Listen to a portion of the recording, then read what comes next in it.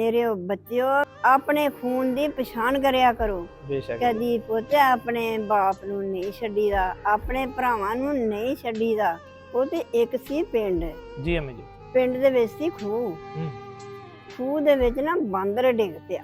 ਅੱਛਾ ਜੀ।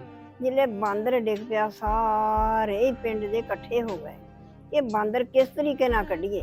ਜੀ ਅਮੀ। ਸੋਚਣ ਲੱਗ ਪਏ ਤੇ ਜਦ ਨੂੰ ਇੱਕ ਨੌਜਵਾਨ ਬੱਚਾ ਆਇਆ, ਜੀ ਅਮੀ। ਕਹਿੰਦੇ ਕਿ ਆ ਜਿਹੜਾ ਬੱਚਾ ਆਇਆ ਨਾ ਇਹ ਜ਼ਰੂਰ ਕੱਢ ਲਊਗਾ ਬਾਂਦਰ ਨੂੰ। ਜੀ ਅਮੀ।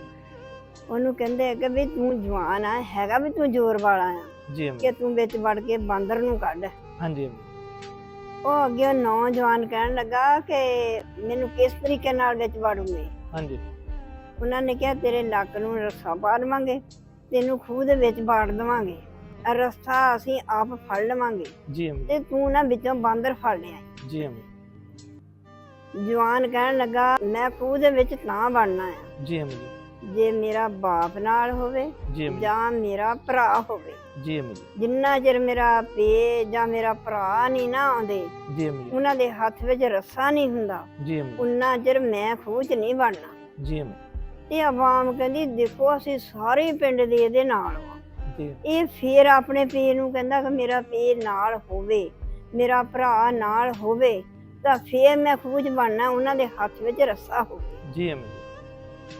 ਫਿਰ ਉਹਦੇ ਪੇ ਨੂੰ ਵੀ ਮੰਗਵਾ ਲਿਆ, ਉਹਦੇ ਭਰਾ ਨੂੰ ਵੀ ਮੰਗਵਾ ਲਿਆ ਜਿਹੜਾ ਜਵਾਨ ਸੀਗਾ। ਜੀ ਅਮੀ। ਉਹਦੇ ਹੱਥ ਵਿੱਚ ਪੇ ਭਰਾ ਦੇ ਰੱਸਾ ਫੜਾਤਾ ਜੀ ਅਮੀ।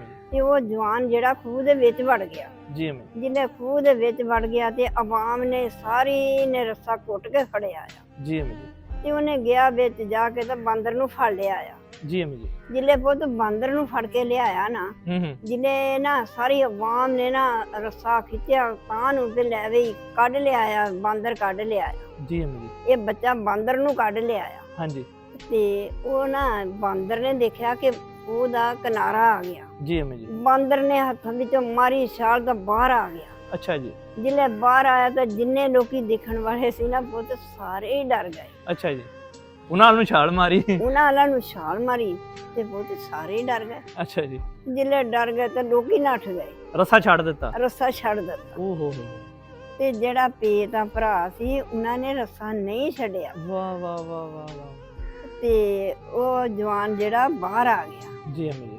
ਜਿਲੇ ਬਾਹਰ ਆ ਗਿਆ ਤੇ ਉਹਨੇ ਕਿਹਾ ਦੇਖਿਆ ਮੇਰਾ ਪੇ ਤਾਂ ਭਰਾ ਨਾਲ ਸੀਗੇ ਤਾਂ ਮੈਂ ਬਚ ਗਿਆ। ਜੇ ਮੇਰਾ ਪੇ ਤਾਂ ਭਰਾ ਨਾਲ ਨਾ ਹੁੰਦੇ ਤਾਂ ਇਹਨਾਂ ਨੇ ਰੱਸਾ ਛੱਡ ਦੇਣਾ ਸੀਗਾ, ਮੈਂ ਖੂਹ ਦੇ ਵਿੱਚ ਡਿੱਗ ਕੇ ਖਤਮ ਹੋ ਜਾਣਾ ਸੀਗਾ। ਹਾਏ ਹਾਏ।